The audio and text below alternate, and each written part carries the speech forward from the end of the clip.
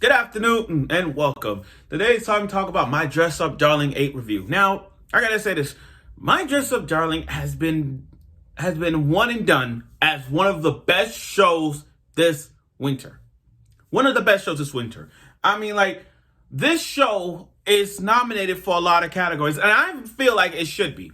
Not action adventure, by the way. We're talking best animation, best opening sequence, best couple.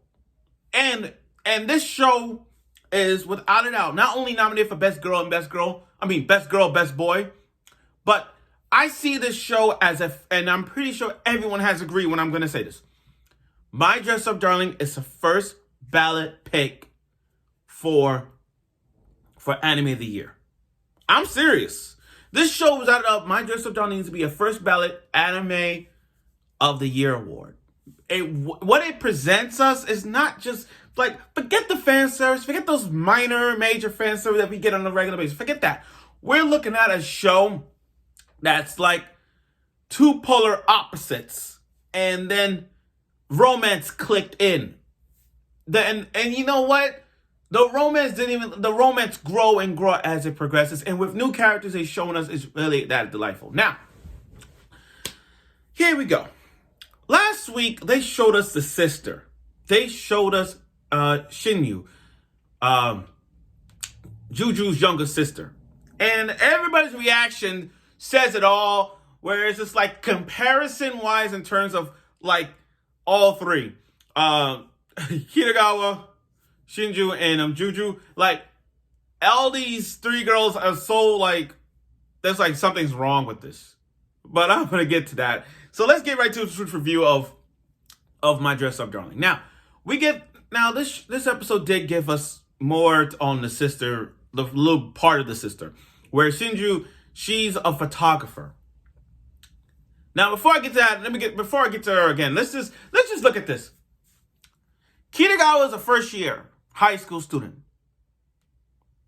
Okay. Juju's a second year.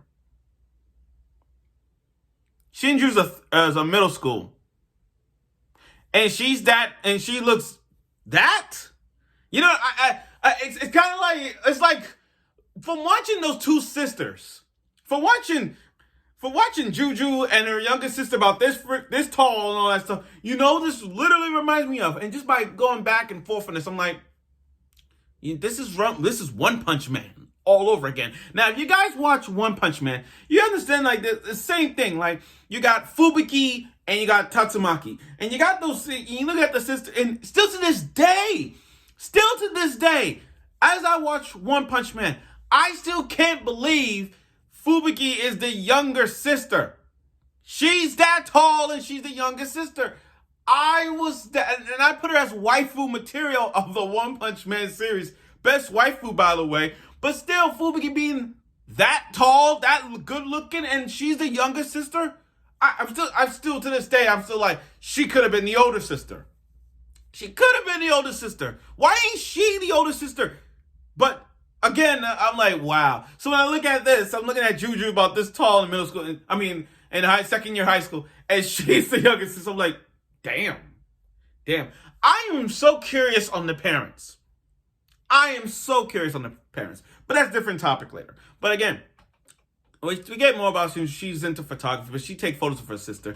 It's really nice, being that a great photographer, by the way. And cosplaying is also photography and cameras and whatnot.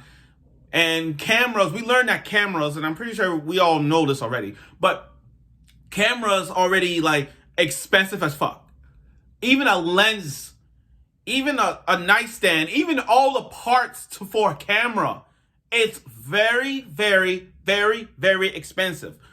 Even when you go to cosplay meetups or events, you see them with their cameras this big or whatnot, and then when they zoom in, they got the zoomed in lens thing. They do a lot. It's worth a lot of money. And Gojo was surprised as ever. Because again, he never knew that having cameras is a lot of money. Especially when you're doing these videos or whatnot. I mean, yeah, I'm doing YouTube videos on my phone, but that's okay. I mean, I know that I know it's a lot of money to do so, but still, I'm okay with doing YouTube videos on my iPhone. It's all right. It's all right. I'm not jealous or anything. I'm not really am. But again, not Gojo's reaction about getting the price to stay going, and I love Shinju's reaction about her taking photos with her sister, and she's good with photography, by the way, with her sister cosplaying. I like how Juju's response when she drinking her soda, whatever. Her tsundere vibe is so funny. Excellent example of tsundere vibe, Juju. Excellent example. And Kitagawa, she's okay with like getting a camera. I mean, she pulled off her card. She had her mom's credit card, by the way, her mom's allowance. I'm pretty sure. I gotta know more about her backstory. There's gonna be some kind of a sad thing going on with Kitagawa's backstory. It's kind of I see it coming. I see it. It's one of those romance shows where we know we're gonna get a sad story from both sides of this couple. We got Gojo's in this one, and I'm gonna get to that. And then you got Kitagawa, we got a little more about her mom. Her mom died and whatnot. We get that. But I want to know more about this. But I hope they will get later on. So, their plan is to go to an abandoned hospital. An abandoned hospital to do studios, to reenactment of their cosplay, because when it comes to cosplaying, you got to have the right settings. You got to have the right background. You gotta have the right background and the right character to fit in that kind of a vibe thing to take photos. So they go to the abandoned hospital. Shinju and Kitagawa, they're not afraid at all. And this is the first time we see Kitagawa without bangs. Have you noticed that? She got long straight. This is the first time that we actually see her without the bangs. Really? So they both go into the hospital, all free-spirited, to do some photos in an abandoned hospital. They're not even afraid. Juju, on the other hand, I understand why she's afraid, because they pulling off that scary Inui vibe, being that she's scary, being that she's little, and being that she's the older sister, and she's that small. So I get why she's all afraid, like, I'm afraid I can't go. I get it. It's sweet and innocent. It is so sweet. And then we got more into where she's just explaining her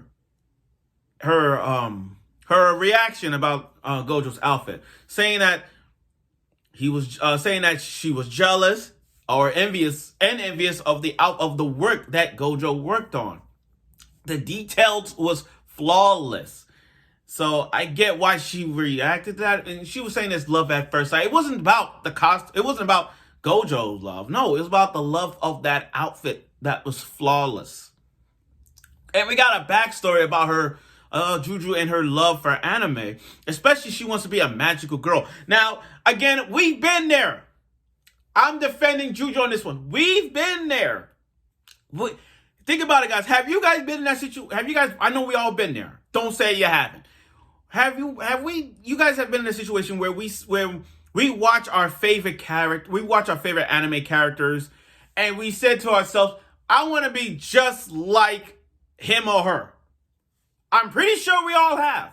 I'm pretty sure we have. Like when I was a kid, and I watched Naruto, I'm dead serious. When I was 9 years old and I watched Naruto, when I saw Naruto pulling off these ninjutsu stuff, I actually thought I was going to do it. Like, doing this chakra thing, like doing the shadow clone jutsu. There was a time when I was trying to do the Rasengan.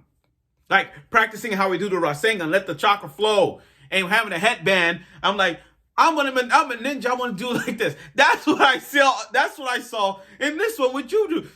When she saw her show, she's like, I want to be a magical girl.